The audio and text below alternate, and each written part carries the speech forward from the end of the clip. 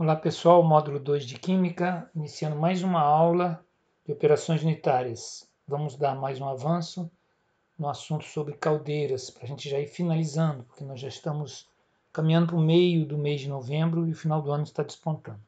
Então vamos trabalhar mais algumas ideias mais gerais sobre as caldeiras, tá certo? Bom, vamos repetir aqui o conceito de caldeira. Definição: caldeiras ou geradores de vapor são equipamentos destinados a produzir e acumular vapor sob pressão superior à atmosférica, utilizando qualquer fonte de energia. Então, caldeira vai ser um equipamento que vai produzir vapor d'água a partir de uma fonte de energia, seja um gás, seja um óleo, seja um combustível, seja lenha.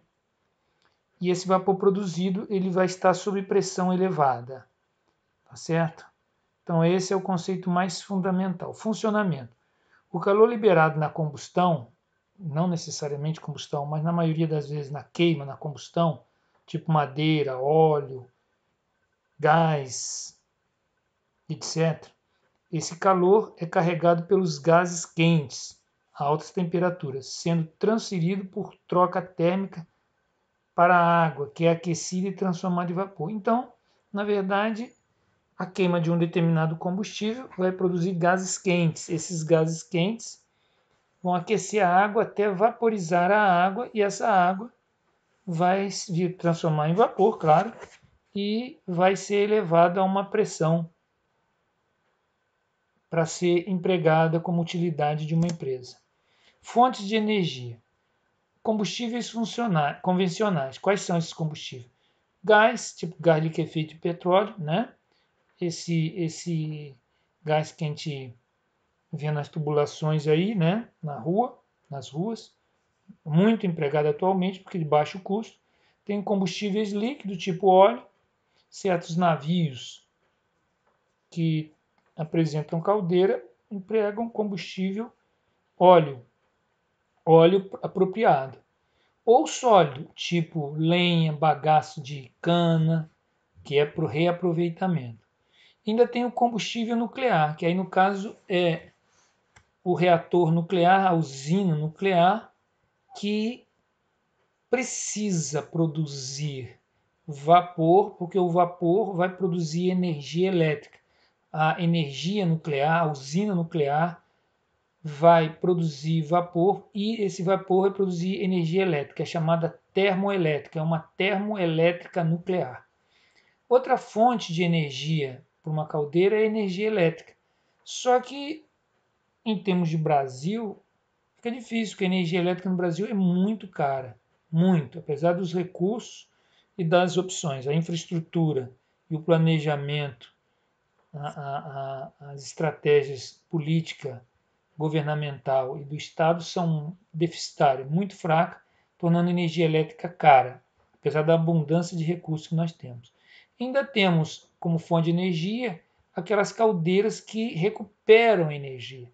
Então, é chamadas caldeiras de recuperação. Continuando. Uma outra forma de classificar a caldeira é quanto à pressão. Caldeira, classificação segundo a NR13, norma regulamentadora 13 do Ministério do Trabalho, que vai definir 3 categorias de caldeira em termos de pressão. A categoria A, onde a pressão da caldeira é maior que 19,98 kg-força por centímetro quadrado, ou 1960 kPa. Uma categoria que é a C, que é pressão menor que 5,99 kgf por centímetro quadrado, ou 588 kPa. E o volume dela, o volume interno, inferior a 100 litros, entra na categoria C. E a categoria B? O que a categoria B representa? Caldeiras que não se enquadram em A ou em C. A pressão é maior que 19,98? É A. É menor que 5,99? É C. Está entre? É B. Ou qualquer outro caso. É a classificação da NR13. Existem outras formas práticas de classificar. Agora, classificação quanto à construção. O projeto. As caldeiras podem ser flamotubular, aquatubular e mista. Ou melhor, ou mista, né? Ou ela é flamotubular, ou ela é aquatubular, ou ela é mista. A flamotubular, fogo, tubular, fogo nos tubos. Aquatubular, água, tubular, água nos tubos. E mista deve apresentar as duas configurações anteriores. Vamos lá, flamotubular, água por fora dos tubos, gases da combustão por dentro dos tubos. Então eu tenho água envolvendo os tubos e dentro dos tubos passam os gases quentes resultantes da queima do combustível. Já a aquatubular, água no tubo, água por dentro dos tubos e os gases quentes resultantes da combustão por fora dos tubos, envolvendo os tubos para aquecer essa água e transformá-la em vapor. Já a mista, ela vai ter uma parte que é a aquatubular, mais próxima da fornalha, e outra parte flamotubular. Então, essa é uma classificação convencional. E é claro, gente, nós temos outros casos de caldeira, né? Mas esses são os mais clássicos. Caldeiras flamotubulares. Vamos ver as vantagens. Custo de aquisição baixo, ela é barata. A flamotubular é uma caldeira relativamente barata por causa de projeto. Exigem pouca alvenaria, pouca construção civil, pouco, vamos dizer, em termos de instalação predial. Atendem bem a aumentos instantâneos da demanda de vapor. Precisa de mais vapor? A água tubular atende isso rapidamente. Precisa de pouco vapor? Ela vai ser versátil nessa questão das exigências de vapor, mais ou menos vapor. A água tubular tem isso como vantagem. Agora vamos às desvantagens. Tudo na vida tem vantagem, tem desvantagem. Vamos ver agora as desvantagens das flamotubulares. Baixo rendimento térmico, ou seja, nós vamos empregar um combustível e esse combustível não vai ter um bom rendimento, bom uso. Não aproveita bem o combustível. E então ele tem essas vantagens, mas o combustível empregado se perde em boa parte. Partida lenta, demora, né? Partida lenta devido ao grande volume interno de água. Como tem muita água, até o sistema começar a rodar, demora, é lento. Limitação de pressão de operação, máximo 15 kg de pressão. Ok? Isso é um outro detalhe. Baixa taxa de vaporização, ou seja, a quantidade de vapor por hora é baixo. Produz, mas é baixo. Você pode alterar essa taxa? Pode, mas é baixo, não é grande produtividade. Capacidade de produção limitada. Claro que se tem uma baixa vaporização, a produção é limitada. Até porque tem baixo rendimento térmico, porque o consumo de combustível vai estar em jogo nessa brincadeira, então ela restringe um pouco. Dificuldade para instalação de economizador, superaquecedor e pré-aquecedor. Ou seja, dificuldade na instalação de acessórios que devem acompanhar a caldeira ou as caldeiras flamotubulares. Então, esses acessórios vão encontrar dificuldades, o que torna a caldeira uma desvantagem para a caldeira. Ok? Agora vamos para o outro caso de caldeira, as caldeiras aquatubulares. Vamos às vantagens. Vantagens e desvantagens das caldeiras aquatubulares de tubos retos. Não precisa ser tubos retos, mas especialmente tubo reto. Facilidade de substituição dos tubos, porque é tubo reto. Facilidade de inspeção e limpeza, porque é tubo reto. Não necessitam de chaminés elevadas ou tiragem forçada. Tiragem foi um tema que nós tivemos na aula anterior. É importante conhecer, tá vendo? Nós vamos abordar agora a tiragem, então é bom conhecer. Desvantagem: necessidade de dupla tampa para cada tubo. São chamados espelhos, para poder dar suporte ao processo. Baixa taxa de vaporização específica. Não apresenta uma relação vaporização-energia muito alta. Rigoroso processo de aquecimento e de elevação de carga, grande quantidade de material refratário. Exige uma proteção, um isolamento maior para poder ter um bom aproveitamento de energia. Então, todas duas apresentam vantagens e desvantagens. Todas elas, todo equipamento tem pontos fortes e pontos fracos.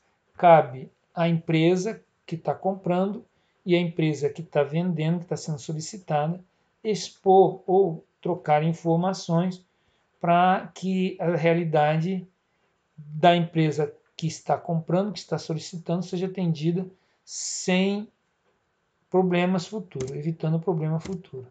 Caldeira tubular de 3 passos. Vamos ver agora um desenho, uma foto, um esquemazinho de uma caldeira tubular de 3 passos. Aqui, ó, provavelmente é uma caldeira tubular cujo combustível deve ser gás ou, na pior das hipóteses, líquido, onde nesse ponto o combustível está sendo injetado, vaporizado e queimado. Essa região aqui vermelha, alaranjada, amarela representa a queima dos gases. Os gases vão seguir por esse percurso, vão entrar nos tubos aqui que está em amarelo, daí flamotubular. Nos tubos estão os gases quentes. E esses tubos com os gases circulam até essa outra câmara.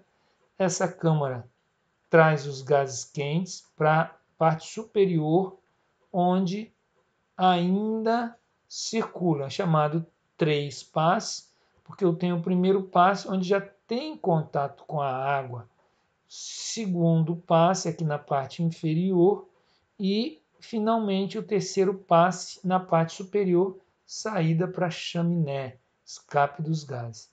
Em azul a gente observa a água. É provável que essa parte mais clara aqui seja o vapor d'água, a água na forma de vapor.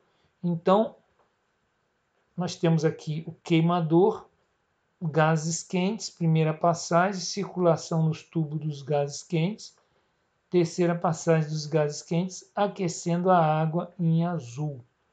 E aqui, obviamente, tudo leva a crer que é a câmara com o vapor d'água. Adiante, eu tenho aqui um esquema mais detalhado em desenho. Isso aqui também já foi apresentado. Aqui normalmente aqui, ó, queimador, ventilador, como está aqui, deve entrar aqui o combustível e deve receber, né, o ar atmosférico, o rico em oxigênio, para que queime e circule aqui, ó, como nós vimos no anterior. É a primeira passagem. Ó, passa por aqui. E ele deve voltar aqui, ó, vem aqui vem essa região, ele volta pelo 2 aqui e vai seguir aqui nessa região pelo 3, ó. 3. Ó. E depois, obviamente, deve sair para a atmosfera. 1 é a primeira passagem, 2 é a segunda passagem, 3 é a terceira passagem. 1 a primeira passagem dos gases quentes, 2 a segunda passagem dos gases quentes e 3, ó.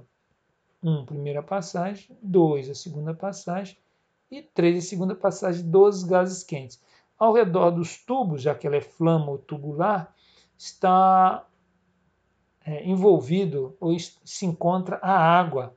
Então, em volta desses tubos todos, a água, que aí é flamotubular. Ok? Muito bem, aqui é o espelho, onde é fixado os tubos. Do outro lado, provavelmente, deve ter uma outra câmara, como tem aqui. Tem uma câmara lá que tem outro espelho para fixação dos tubos. Caldeira flamotubular de 1 passe, ó, bem simples. Ó. Aqui, provavelmente, um queimador. Como tem grelha e cinzeiro, provavelmente, a maior chance de, nesse esquemazinho aqui, é de ser um combustível sólido. Esse combustível vai produzir gases quentes que vai circular nos tubos aqui, ó. Só vai ter uma passagem e vai para a atmosfera. Aqui eu tenho a água nos tubos. Então, é gases quentes sendo produzido pela queima aqui na fornalha e circulando pelos tubos. Ao redor desses tubos, essa região colorida aqui representa a água. Observe que eu tenho aqui uma parede d'água aqui na frente e aqui em cima. Provavelmente aqui nessa região clara, como nós vimos anteriormente, deve ser a região de vapor. E aqui a saída do vapor, enquanto que aqui a saída dos gases quentes para a chaminé. Essa aqui é a parte traseira da caldeira, que é chamada traseira seca. Se houvesse uma parede de água aqui, ó, supondo que essa água aqui fizesse uma parede aqui assim, eu teria traseira molhada. Essa é uma traseira seca. Caldeira, provavelmente de combustível sólido, flamo-tubular, flamo gases quentes, tubular nos tubos, aqui ó, essa região branca representa os tubos, a região coloridinha, rachurada, a água em volta dos tubos. Um único passe veio daqui da fornalha, passou nos tubos e foi para a atmosfera. Claro que um passe é um prejuízo muito grande para a economia. Isso deve ser, na prática, deve apresentar vários passes antes de ser abandonado para a atmosfera. Ou ainda, em último caso, recuperar o máximo possível o calor produzido na queima do combustível, que representa dinheiro, recuperar esse calor de uma forma ou de outra. E o vapor, sob pressão, é empregado nos processos produtivos a que se destina.